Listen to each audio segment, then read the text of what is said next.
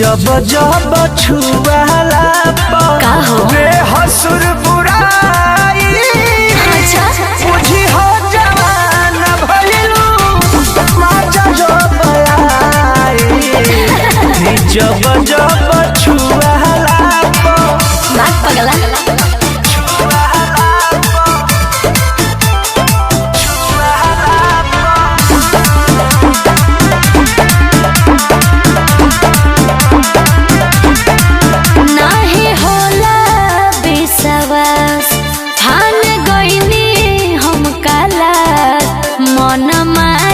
बैठल रहिला कब होई गाड़ी पास बोलो कि देह तोरा रही ना बस में हो जहिबू दूसरे के कस में कि पानी पानी हो जइबू जान गरमी बढ़ी नस नस में कहिया ले लइका वाला बोझ हो जब जब छुआला बेहसुर बुराई बुझी हो जवान भइलू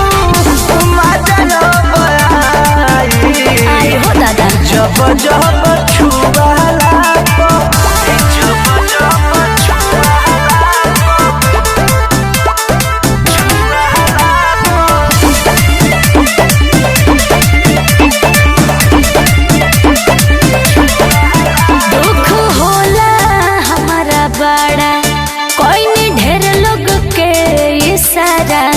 अभी केहू नहीं फसल कोरी कैसे हम गुजरा तू सब कुछ सीख जाइबू हो ए जानो परीख जाइबू हो मिल के छोटन मनी से कुछ सीख जाइबू हो परमोध के प्यार